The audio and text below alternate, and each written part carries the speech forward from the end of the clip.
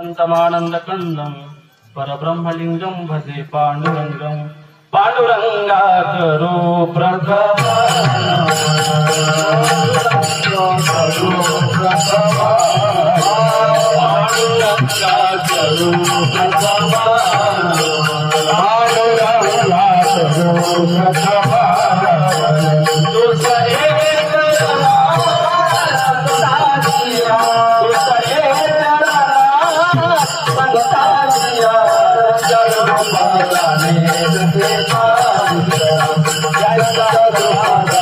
स्मरण